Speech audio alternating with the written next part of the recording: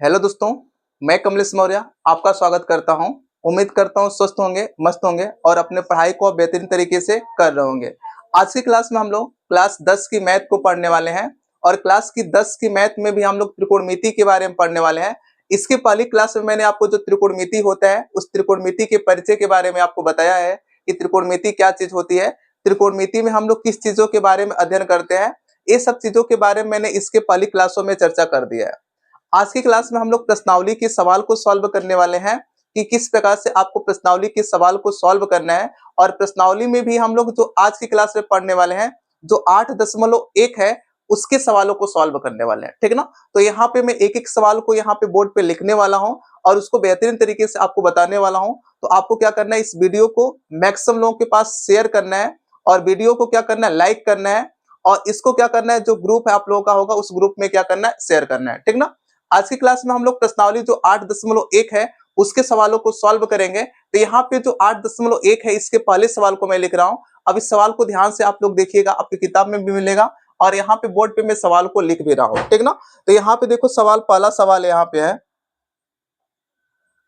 यहाँ पे पहला सवाल दिया है कि यहाँ पे एक त्रिभुज है। यहाँ पे लिखता हूँ पहला सवाल, त्रिभुज त्रिभुज ABC, त्रिभुज ABC में जिसका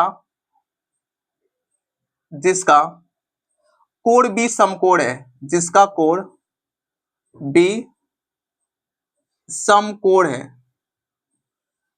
समकोण है। कह रहा A B equal to 24 centimetre है और कह रहा है कि जो BC है वह कह रहा है 7 सेंटीमीटर है। BC कितना है, 7 सेंटीमीटर है। तो आपको किसकी वैल्यू पूछ रहा है, तो इस सवाल में आपसे पूछ रहा है साइन ए और इसके साथ साथ कॉस ए। दूसरे सवाल में पूछ रहा है आपसे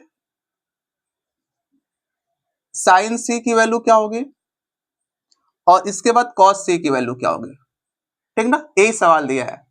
आपसे कह रहा है कि एक समकोण त्रिभुज ABC है जिसका यहाँ पे कोण कह रहा है कि B समकोण है और AB की जो लंबाई वो 24 सेंटीमीटर है, BC की लंबाई 7 सेंटीमीटर है। तो आपसे पूछ रहा है कि साइन A की वैल्यू क्या होगी, कॉस A की वैल्यू क्या होगी, साइन C की वैल्यू क्या होगी, कॉस C की वैल्यू क्या होगी। इस चीज को तुमको क्या करना है, निकालना है। तो सबसे पहले क्या करो तुम लोग ना, कि जो सवाल में दिया है उस कंडीशन में तुम फिगर बनाओ पहले। तो तुमको पहले समकोण त्रिभुज बनाना पड़ेगा इस प्रकार से। तो यहाँ पे आप कह सकते हो यह समकोण त्रिभुज है, ठीक ना। और यह समकोण त्रिभुज क्या है, ABC है और देखो B को क्या करना है, समकोण। तो इसका मतलब यही वाला कोण तो 90 डिग्री है ना, यही तो समकोण है। इसका मतलब इसको कहोगे B है, इसको मान लो A है और इसको मान लो क्या है, C है। अब देखो यह समकोण हो गया कि नहीं। सवाल में कह रहा था जिसका कोण B क्या है, समकोण है, तो यहाँ पे समकोण बना लिया हूं। अब देखो AB की लंबाई तुमको कितना दिया, 24 सेंटीमीटर। AB दिखाई दे रहा है क्या, AB तो तुमको यही वाली भुजा दिखाई दे रही है और यह कितना दिया, 24 सेंटीमीटर। तो यहाँ पे लिखोगे 24 सेंटीमीटर है। और BC की लंबाई कितना दिया है, तो यहाँ पे 7 सेंटीमीटर दिया है। तो BC कितना हो गया, 7 सेंटीमीटर। अब पहले तुम क्या कर लो कि AC की लंबाई निकाल लो कि AC की लंबाई क्या है। तभी के कंडीशन में तुम यहाँ पे sine A cos A, sine C cos C की वैल्यू निकालोगे ना। क्योंकि तुमको अगर मान लो कि साइन थीटा जब मैं पूछूं तो साइन थीटा इक्वल टू क्या तुमको पता है, मैंने इसके पहले क्लास में बताया था साइन थीटा इक्वल टू क्या होता है, कॉस थीटा इक्वल टू क्या होता है, टेन थीटा इक्वल टू क्या होता है, कॉट थीटा इक्वल टू क्या होते हैं। मतलब जितने भी त्रिकोणमिति फंक्शन होते हैं उसके बारे में मैंने आपको इसके पहले क्लासों में बताया था। तो आपको पता होना चाहिए कि साइन थीटा इक्वल टू होता है लंब बटे कर्ण। साइन थीटा इक्वल टू क्या होता है, लंब बटे कर्ण। और कॉस थीटा इक्वल टू क्या होता है, तो कॉस थीटा इक्वल टू होता है आधार बट्टे कर्ण होता है। क्या होता है, आधार बट्टे कर्ण।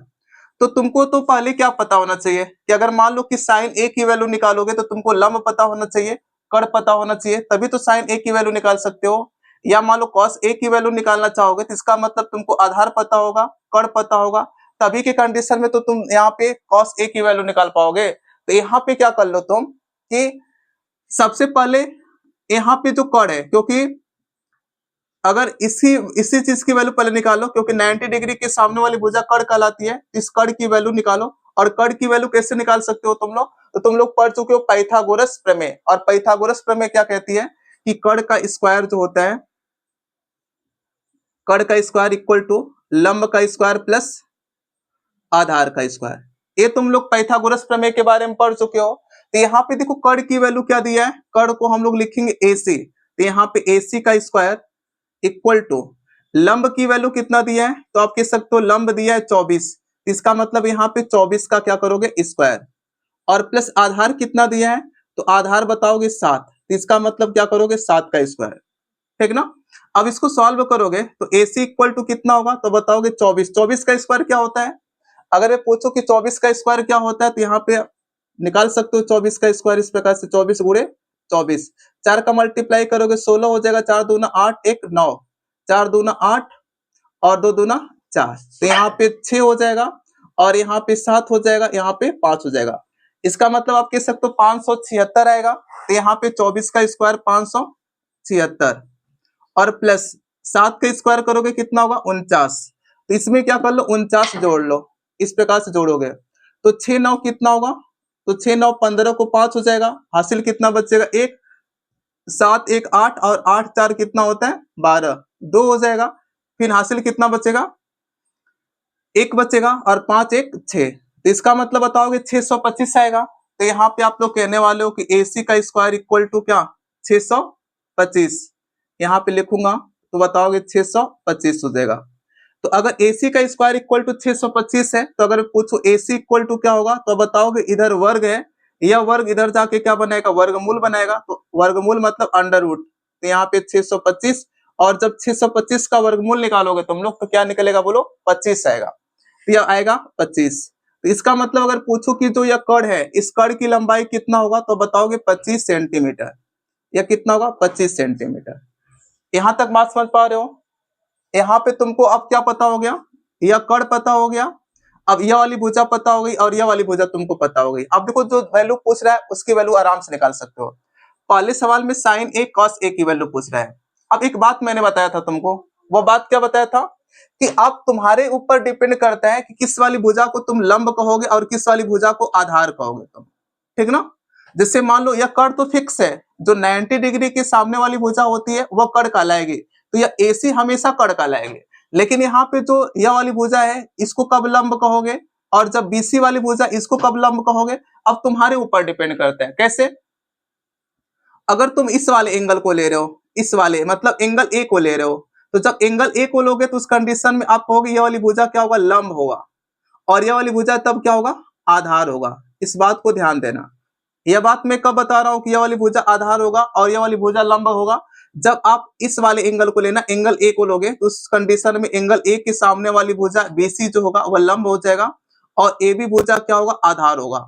और जब मैं इस वाले एंगल को लेता हूं मतलब एंगल C की मैं जब बात करूंगा, तो एंगल C के सामने जो भुजा होगी AB, यह वाली भुजा तब क्या होगा लंब हो जाएगा, और यह वाली भुजा तब क्या हो जाएगा आधार हो जाएगा।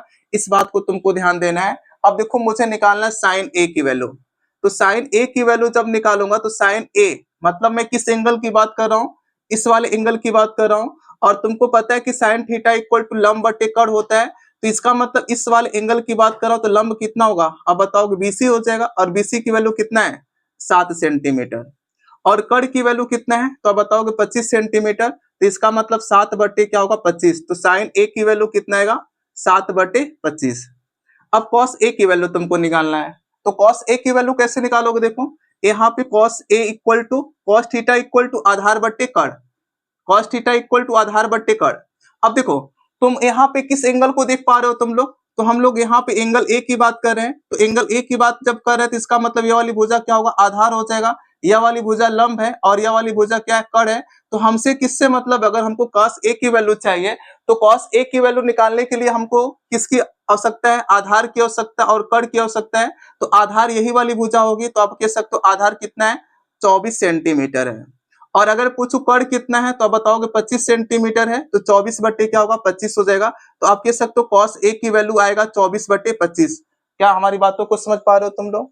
अब यहाँ पे देखो साइन A कॉस A इसकी वैल्यू मैं निकाल चुका हूं, तो पहला सवाल तो आपका कंप्लीट हो चुका है। अब दूसरा सवाल में पूछा साइन C की वैल्यू क्या होगी, कॉस C की वैल्यू क्या होगी। तो यहाँ पे मैं निकालता हूं साइन C की वैल्यू, साइन C। अब देखो साइन C की वैल्यू कैसे निकाल सकते हो तुम, अब तुमको कौन सा एंगल लेना है, पहले तो साइन ए की वैल्यू निकालना रहता था, कॉस ए की वैल्यू निकालना रहता था, तो तुम इस वाले एंगल की बात कर रहे थे। लेकिन अब तुमको साइन सी की वैल्यू चाहिए, कॉस सी की वैल्यू चाहिए, तो उस कंडीशन में तुमको इस वाले एंगल की बात करना है। और जब इस एंगल की बात करोगे तो उस कंडीशन में ये वाली भुजा बोलो क्या होगा, तो आप बताओगे लंब हो जाएगा, और यह वाली भुजा बोलो क्या हो जाएगा, तब अब आधार हो जाएगा। जब इस एंगल की बात करोगे तो यह वाली भुजा लंब, यह वाली भुजा आधार, और यह वाली भुजा हमेशा कड़ ही कहलाने वाली है, इसको कड़ ही कहोगे। अब देखो साइन सी इक्वल टू, तुमको पता है साइन थीटा इक्वल टू क्या होता है, साइन थीटा इक्वल टू तुमको पता है होता है लंब बटे कड़। तो अगर मैं इस वाले एंगल की बात कर रहा हूं तो लंब कितना होगा, तो बताओगे 24 सेंटीमीटर, तो यहाँ पे 24 सेंटीमीटर हो जाएगा।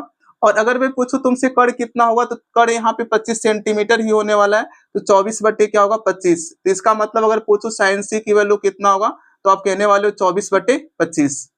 अब तुमको कॉस सी की वैल्यू चाहिए, तो कॉस सी की वैल्यू कैसे निकाल सकते हो तुम, अगर कॉस सी की वैल्यू चाहिए तुमको, तो तुमको पता है कॉस सी, यहाँ पे लिखता हूँ कॉस सी, और यहाँ पे सी, कॉस थीटा इक्वल टू देखो क्या होता है, कॉस थीटा इक्वल टू तुमको पता है आधार बट्टे होता है कड़, कॉस थीटा इक्वल टू आधार बट्टे कड़, कॉस थीटा इक्वल टू आधार बट्टे कड़।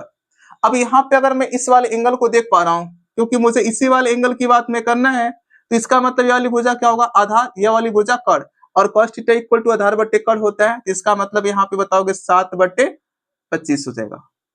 तो यहाँ पे तुमको जिसकी जिसकी वैल्यू निकालना था सबकी वैल्यू यहाँ पे मैं निकाल चुका हूँ। साइन ए की वैल्यू पूछ रहा था, तो साइन ए की वैल्यू कितना बताओगे, साइन ए की वैल्यू यहाँ पे निकालो 7/25 है, कॉस ए की वैल्यू निकालो 24/25 है, साइन सी की वैल्यू कितना होगा 24/25 होगा, कॉस सी की वैल्यू कितना होगा 7/25 होगा। ठीक ना, इस प्रकार से पहला सवाल था जो मैंने आपको यहाँ पे बोर्ड पे लगा के दिखा दिया है।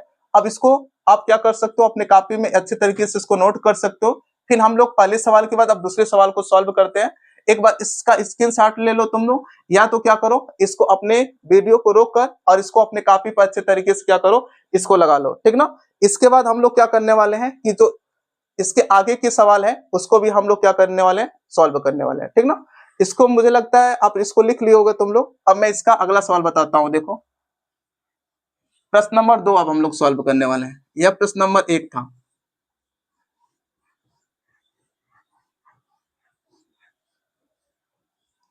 अब यहाँ पे देखो प्रश्न नंबर 2 कैसे हम लोग सॉल्व करने वाले हैं।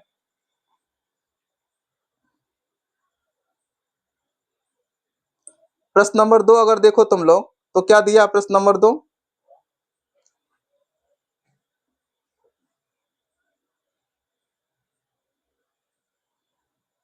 प्रश्न नंबर 2 दिया है आकृति, यहाँ पे एक आकृति दिया है, अभी आकृति में बनाने वाला हूं। आकृति में कह रहा है, दूसरा सवाल है इसका 8.2 का दूसरा सवाल, यहाँ पे दिया है tan p और माइनस cot r,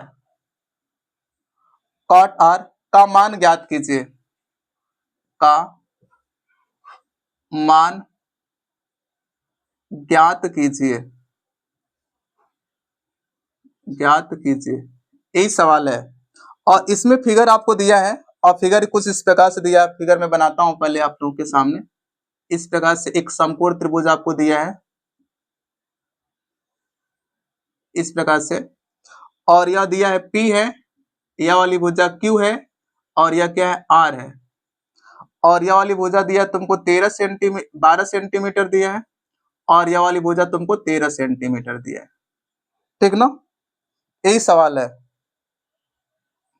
सवाल को देख पा रहे हो तुम लोग, सवाल में कह रहा है कि एक आकृति आपको दे दिया है, यह आकृति दिया है, और तुमसे पूछा है कि tan p minus cot r का मान क्या होगा, इसकी वैल्यू पूछा है, ठीक ना। तो अब देखो कैसे लगाओगे, तुमको tan p की अगर वैल्यू चाहिए तो तुमको पता होना चाहिए कि tan थीटा इक्वल टू क्या होता है और cot थीटा इक्वल टू क्या होता है। मैंने इसके बारे में बताया है कि tan थीटा इक्वल टू क्या होता है, cot थीटा इक्वल टू क्या होता है। tan थीटा इक्वल टू होता है लंब बटे आधार, क्या होता है, tan थीटा इक्वल टू होता है लंब बटे आधार, और cot थीटा इक्वल टू अगर पूछो क्या होता है तो आधार बटे लंब होता है, क्या होता है, आधार बटे लंब होता है। अब देखो अगर इस सवाल को देखो तो जो तुम्हारा फिगर है, इस फिगर में यह 90 डिग्री है, तो 90 डिग्री के सामने ये वाली भुजा क्या कहलाएगी, तो आप कह सकते हो कर्ण होगा।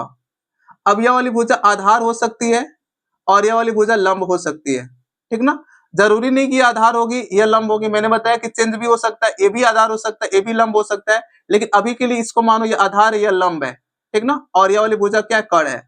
अब मान लो तुमको tan थीटा की वैल्यू चाहिए, तो tan थीटा की वैल्यू तुम कैसे निकाल सकते हो, जब तुमको लंब और आधार पता रहेगा तभी तो निकाल सकते हो।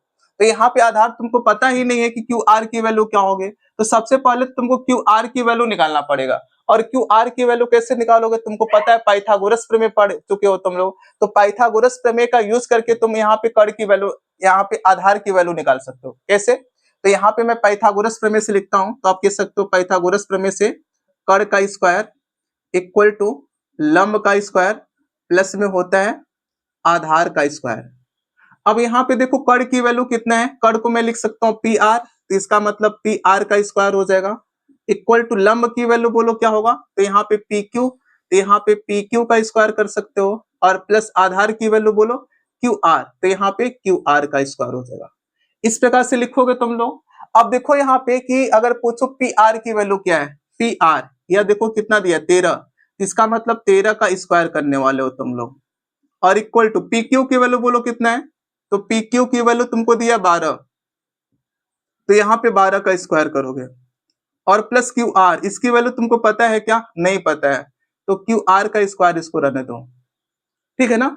अब यहाँ पे 13 का स्क्वायर करोगे, 13 का स्क्वायर होता है 169, क्या होता है 169, और इक्वल टू 12 का स्क्वायर होता है 144, तो यहाँ पे 144, और प्लस यहाँ पे क्यू आर का क्या हो जाएगा स्क्वायर, यहाँ पे क्यू आर का स्क्वायर, इसी की वैल्यू तुमको चाहिए, तो यहाँ पे लिखो तुम लोग क्यू आर का स्क्वायर इक्वल टू, इसको इधर भेज दो, तो 159 माइनस में 144 हो जाएगा, या यहाँ पे क्यू आर का स्क्वायर इक्वल टू, यहाँ पे 9 में से 4 घटाओगे तो 5 आएगा, यहाँ पे बचेगा कितना, यहाँ पे 9 में से 4 घटाओगे 5, 6 में से 4 घटाओगे 2, और 1 में से 1 घटाओगे तो 0 हो जाएगा, तो इसका मतलब क्यू आर का स्क्वायर इक्वल टू 25, तो यहाँ पे क्यू आर इक्वल टू कितना होगा, अंडर रूट में 25, और तुमको पता है 25 का वर्गमूल कितना होता है 5, इसका मतलब आएगा 5 सेंटीमीटर।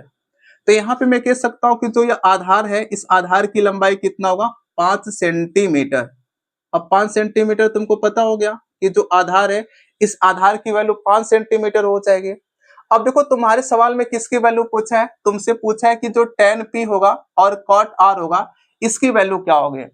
तुमको tan p और tan p minus cot r की वैल्यू निकालना, तो यहाँ पे लिखोगे तुम लोग tan p की वैल्यू सबसे पहले निकाल लो।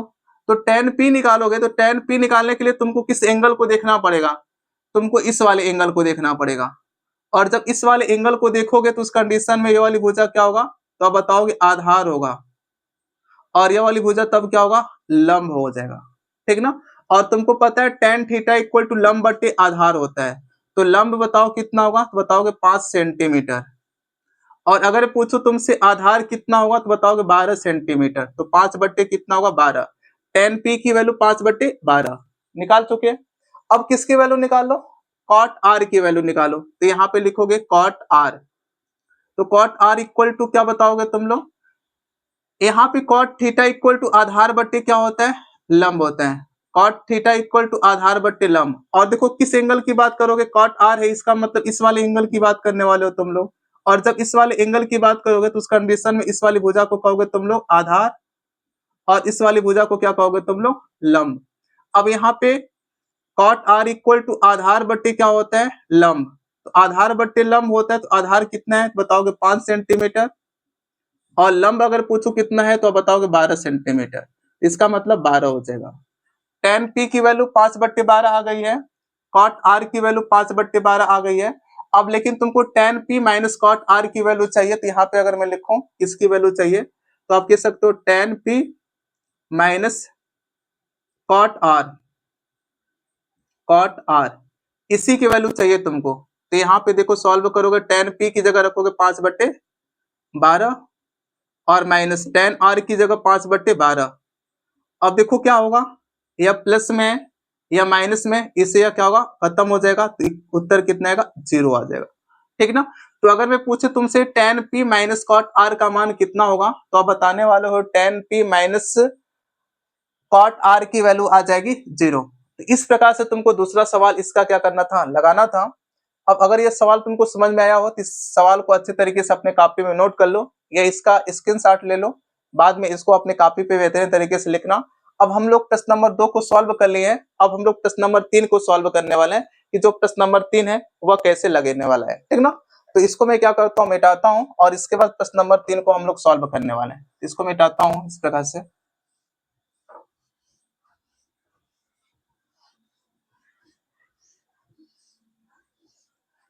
अब जो प्रश्न नंबर 3 है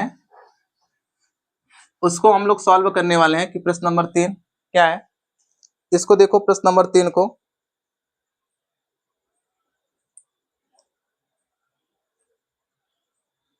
देखो प्रश्न नंबर 3 क्या कर रहा है, यदि यहां पे लिखता हूं सवाल,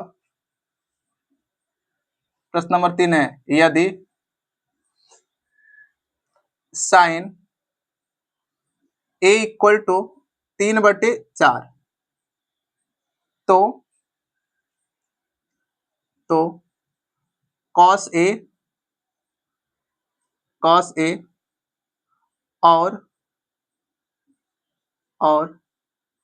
और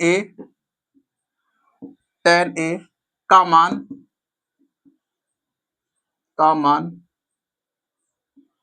परिकलित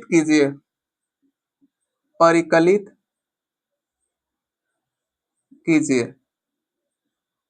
यही सवाल है, ठीक है। सवाल में कह रहा है प्रश्न नंबर 3 में कि यदि साइन ए इक्वल टू 3/4 है तो कॉस ए और टेन ए का मान क्या करना है, परिकलित करना है। इसका मतलब तुमको क्या करना है कि कॉस ए की वैल्यू क्या होगी और टेन ए की वैल्यू क्या होगी, इसको तुमको क्या करना है, निकालना है। तो कैसे निकालोगे, देखो सबसे पहले अगर तुमको साइन ए इक्वल टू दिया है, यहाँ पे लिखता हूं साइन ए इक्वल टू, ये तो बात तुमको सवाल में दिया है 3/4 दिया है, और तुमको पता है कि साइन थीटा इक्वल टू क्या होता है, तो साइन थीटा इक्वल टू तुमको पता है लंब बटे क्या होता है, यहाँ पे क्या होगा, साइन थीटा इक्वल टू लंब हो जाएगा, और साइन थीटा इक्वल टू लंब बटे होता है कर्ण, इसका मतलब यह क्या होगा, कर्ण हो जाएगा, ठीक ना। साइन थीटा इक्वल टू लंब बटे कर्ण, तो अगर साइन थीटा इक्वल टू लंब बटे कर्ण होता है, तो अगर मैं यहाँ पे एक त्रिभुज बनाता हूँ इस प्रकार से, देखो यह एक त्रिभुज है, समकोण त्रिभुज,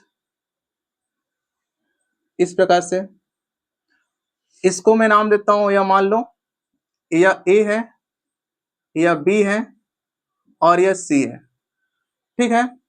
और उस कंडीशन में अगर मैं इस वाले एंगल की बात कर रहा हूं, इस वाले एंगल की, तो यह वाली भुजा बोलोगे आधार होगा, यह वाली भुजा बताओगे लंब हो जाएगा, और यह वाली भुजा बताओगे कर्ण होगा। कह सकते हो तुम लोग, मुझे लगता है यहां तक दिक्कत नहीं है तुमको। अब देखो अगर मैं पूछूं कि लंब की वैल्यू तुमको कितना दिया है, तो लंब की वैल्यू 3 में दिया है, और कर्ण की वैल्यू कितना दिया है, 4 दिया है। तो यहाँ पे जो लंब है वहां पे 3 लिख सकते हो, और कर्ण की जगह क्या लिख सकते हो, 4 लिख सकते हो। लेकिन यहाँ पे एक बात और ध्यान दो तुम लोग, कि यहाँ पे जो साइन थीटा दिया है इसकी वैल्यू 4/3 दिया है, या किसमें दिया वैल्यू, अनुपात में वैल्यू दिया है, किसमें वैल्यू दिया है, अनुपात। अब देखो एक अनुपातिक मान होता है, कौन सा मान होता है, अनुपातिक मान होता है, और एक होता है वास्तविक मान होता है। अनुपातिक मान क्या होता है, और एक होता है वास्तविक मान होता है, वास्तविक मान होता है। अनुपातिक मान क्या होता है, जैसे मैं कहूं तुमसे कि 400 और 500 का अनुपात कितना होगा, तो अनुपात कैसे निकालोगे तुम लोग, यहाँ पे 400 और 500, इसका अनुपात में निकालने के लिए कहूं तो बताओगे 0 से 0, ये 0 से 0 खत्म हो जाएगा, तो 400 और 500 का अनुपात बताओगे 4:5 होगा। बताओ बोलोगे क्या।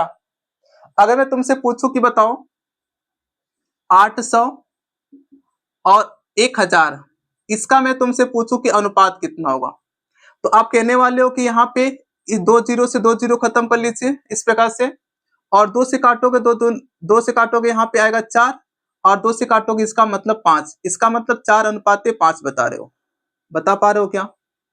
तो एक बात इसको देख के महसूस कर पा रहे हो तुम लोग, क्या महसूस कर पा रहे हो कि यहाँ पे नंबर तो अलग अलग है, यहाँ पे 800 है और यहाँ पे 1000 है, लेकिन जब अनुपात निकालो तभी भी 4:5 ही आया है। और यहाँ पे जब तुमको नंबर यहाँ पे 400 दिया है और यहाँ पे 500 दिया है, तभी भी अनुपात निकालो तो कितना निकला, 4:5 ही निकला है। तो इसका मतलब यह है कि अगर वास्तविक संख्या में अगर कोई नंबर कुछ भी हो सकता है, लेकिन अनुपात एक ही आ सकता है। अलग अलग नंबरों का जो अनुपात हो सकता है वो एक ही आ सकता है। जैसे यहाँ पे 800 था, 1000 था, उसका भी अनुपात 4:5 आया है। और यहाँ पे 400 था, 500 था, इसका भी अनुपात अगर यहाँ पे देखोगे 4:5 आया है। उसी प्रकार से अगर मान लो कि मैं लेता हूं 1200 और यहाँ पे क्या लेता हूं, यहाँ पे अगर मैं लेता हूं क्या 1500, इसका अगर मैं अनुपात निकालूं तो इसका मतलब 0 0 खत्म हो जाएगा। अब यहाँ पे देखो कितना आएगा, तो यहाँ पे 3 से काटोगे, 3 चौका होगा 12 और 3 पचे कितना होगा 15। अब देखो तभी भी यहाँ पे 4:5 ही आ रहा है। तो इसका मतलब अलग अलग संख्याओं का अनुपात जो होता है वह क्या हो सकता है, एक ही आ सकता है। उसी वजह से हम लोग क्या करते हैं कि यहाँ पे जब अनुपातिक वैल्यू दी होती है, कौन सी वैल्यू कहलाएगी, यह अनुपातिक वैल्यू कहलाएगी। तो जब तुमको कोई वैल्यू अनुपात में दी हो और उस वैल्यू को अगर मान लो वास्तविक वैल्यू में बदलना चाह रहे हो, अगर कोई वैल्यू अनुपातिक वैल्यू है, रेशियो वैल्यू तुमको दिया है और उस वैल्यू को अगर रियल वैल्यू में बदलना चाहते हो, तो उस कंडीशन में तुम किसी एक चर से मल्टीप्लाई कर देना। चर से मल्टीप्लाई क्यों करोगे, क्योंकि तुम जैसे यहाँ पे 4:5 दिया है, तो अगर वास्तव में इसका वास्तविक मान क्या होगा, 800 रहा होगा कि 1000 रहा होगा, या 400 रहा होगा कि 500 रहा होगा, या कि 1200 रहा होगा कि 1500 रहा होगा, यह बात तो तुम पता नहीं कर पाओगे ना कि वास्तव में इसका मान क्या रहा होगा। तो उस वजह से हम लोग क्या करते हैं कि जब कोई वैल्यू अनुपातिक वैल्यू होती है या अनुपात में अगर कोई वैल्यू दी होती है और उस अनुपातिक वैल्यू को अगर हम लोग वास्तविक वैल्यू में कन्वर्ट करते हैं, तो कन्वर्ट करने के लिए हम लोग किसी भी एक वेरिएबल का या किसी भी एक चर का हम लोग क्या करते हैं, मल्टीप्लाई कर देते हैं। उस कंडीशन में जो अनुपातिक वैल्यू होती है वो अनुपातिक वैल्यू किस में कन्वर्ट हो जाती है, वास्तविक वैल्यू में कन्वर्ट हो जाती है, ठीक ना। क्योंकि तुमको यहाँ पे साइन ए इक्वल टू 3/4 दिया है, तो यहाँ पे जो साइन ए इक्वल टू 3/4 दिया है अनुपात में दिया है। जैसे यहाँ पे 3/4 दिया है, इस 3/4 को तुम लोग लिख सकते हो 3:4 भी लिख सकते हो, ठीक ना। जो 3/4 दिया उसको 3:4 भी लिख सकते हो। तो उस वजह से यह जो वैल्यू तुमको दिया है, यह वैल्यू किस में दिया है, अनुपात में दिया है। और जब भी तुमको कोई वैल्यू अनुपात में दी हो तो उस वैल्यू को क्या करना है, तुम लोग वास्तविक संख्या में बदलना। और वास्तविक संख्या में कैसे बदलोगे, बस क्या करना है तुमको, जो अनुपातिक वैल्यू होगी उसी में किसी भी एक चर से क्या करना, मल्टीप्लाई कर देना, किसी भी एक वेरिएबल से मल्टीप्लाई कर देना। तो जब वेरिएबल से मल्टीप्लाई कर दोगे तो जो अनुपातिक मान होता है, जो रेशियो वैल्यू होती है, वह रेशियो वैल्यू रियल वैल्यू में क्या होती है, कन्वर्ट हो जाती है, ठीक ना। अब देखो मैं सवाल कैसे लगाता हूं, इस सवाल को यहाँ पे, इस सवाल को देखो कैसे लगाओगे। यहाँ पे देखो साइन ए इक्वल टू तुमको पता है कि 3/4 दिया है, इसका मतलब यहाँ पे लंब की वैल्यू 3 दिया है और कड़ की वैल्यू 4 दिया है। इसमें मैं क्या करता हूँ, एक वेरिएबल से मल्टीप्लाई करता हूँ, और वह वेरिएबल क्या है, मान लेता हूँ के। ऊपर भी के से मल्टीप्लाई करता हूँ, नीचे भी मल्टीप्लाई करता हूँ। इसका मतलब आप कह सकते हो कि जो कड़ होगा वह 4 के होगा, लंब होगा वह कितना के होगा, 3 के हो जाएगा। अब देखो यहाँ पे कड़ की वैल्यू कितना होगा, 4 के, तो कड़ यही दिखाई दे रहा है, इसकी वैल्यू बताओगे 4 के होगा। और यहाँ पे लंब कितना होगा, तो लंब बताओगे यहाँ पे कितना के दिया है, 3 के होगा। तो यहाँ पे तुम आधार की वैल्यू निकाल सकते हो। आधार की वैल्यू कैसे निकालोगे, तुमको पता है पाइथागोरस प्रमेय। तो यहाँ पे भी पाइथागोरस प्रमेय को लगाने वाले हो तुम लोग। और पाइथागोरस प्रमेय कहती है कड़ का स्क्वायर इक्वल टू लंब का स्क्वायर और प्लस में आधार का स्क्वायर होता है। अब यहाँ पे देखो कड़ इक्वल टू, कड़ की वैल्यू तुमको पता है कितना, 4 के है, इसका मतलब 4 के का होल स्क्वायर हो जाएगा। इस प्रकार से लिख लो 4 के का होल स्क्वायर। लंब की वैल्यू कितना है, 3 के, इसका मतलब 3 के का होल स्क्वायर प्लस आधार की वैल्यू बताओगे ए बी है या बी सी है, ए बी है या कह सकते हो बी ए है, तो यहाँ पे ए बी का होल स्क्वायर।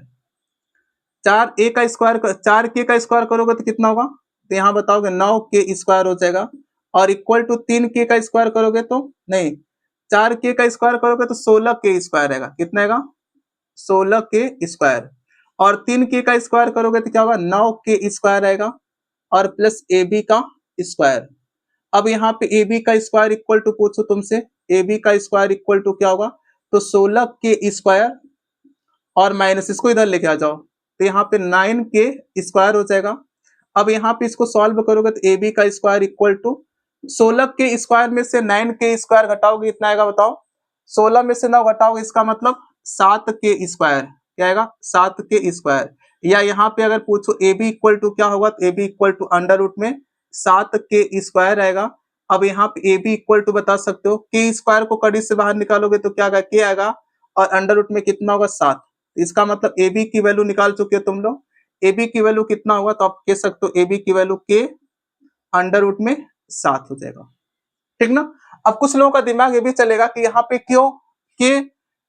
क्यों लगाए हैं, तो मैंने आपको इसका रीजन बता दिया कि यह आपको वैल्यू किस में दिया था, अनुपात में वैल्यू दिया था, और इस अनुपात की वैल्यू को मैं वास्तविक वैल्यू में कन्वर्ट करने के लिए के का मल्टीप्लाई किया हूं, ठीक ना। मैक्सिमम किताबों में या मैक्सिमम टीचर आपको बताएंगे के का बिना मल्टीप्लाई किए करने के लिए, तो वह पूर्णतः सही नहीं होगा, ठीक ना। ऐसा नहीं कह सकता हूं कि वो गलत है, क्या कहता ऐसा नहीं कह सकता हूं कि पूर्णतः गलत है, वो गलत है, वो तरीका तो वो गलत है, लेकिन पूर्णतः अगर मैं पूछूं वो सही है क्या, तो पूर्णतः सही नहीं है। इसी वजह से यहाँ पे आप लोग क्या करना, इसको सॉल्व करना तो के का मल्टीप्लाई करके सॉल्व करना, यह पूर्णतः सही है, ठीक ना। अब देखो, अब तुमको cos A की वैल्यू चाहिए, तो cos A की वैल्यू अगर निकालना है तो cos A इक्वल टू, देखो इस वाले एंगल की बात कर रहे हो तो cos थीटा इक्वल टू क्या होता है, साइन थीटा इक्वल टू लंब बट्टे कड़ होता है, और cos थीटा इक्वल टू आधार बट्टे कड़ होगा, आधार बट्टे कड़। तो यहाँ पे cos A इक्वल टू आधार की वैल्यू कितना बताओगे 7 अंडर रूट में के, आधार की वैल्यू बताओगे 7 अंडर रूट में 7, और यहाँ पे कड़ की वैल्यू कितना 4k है, के से के खत्म होगा, जिसका मतलब अंडर रूट 7 और बट्टे पे क्या होगा 4। अगर मैं पूछूं तुमसे बताओ tan A की वैल्यू क्या होगा, tan A, तो tan A इक्वल टू क्या बताओगे, tan थीटा इक्वल टू क्या होता है, तो tan थीटा इक्वल टू होता है लंब बटे आधार, क्या होता है लंब बटे आधार। तो यहाँ पे tan A की वैल्यू निकालोगे तो tan A इक्वल टू लंब की वैल्यू बताओ कितना है, तो यहाँ पे 3k है, 3k, और आधार की वैल्यू कितना है k कड़ी में 7 है, k से k खत्म हो जाएगा, तो tan A इक्वल टू क्या बताने वाले हो तुम लोग 3 बटे कड़ी में 7, ठीक ना। तो इस प्रकार से तुम्हारा यह हो जाएगा, ठीक है, यहाँ पे इस प्रकार से तुम्हारा होगा। तो इस प्रकार से तुमको क्या करना है, सवाल को लगाना है, ठीक ना। आज की क्लास में हम लोग 3 सवालों को लगाए हैं। अब अगले क्लास में हम लोग क्या करने वाले हैं कि जो आगे के सवाल होंगे उसको मैं अगले क्लास में आपको बताने वाला हूं। तो अगर आपको यह वीडियो अच्छी लगी हो तो वीडियो को आपको क्या करना है, मैक्सिमम लोगों के पास शेयर करना है, जिससे मैक्सिमम लोग इस वीडियो को देख पाए। बाकी के सवाल को मैं अगले वीडियो में आपको क्या करने वाला हूं, बताने वाला हूं। धन्यवाद।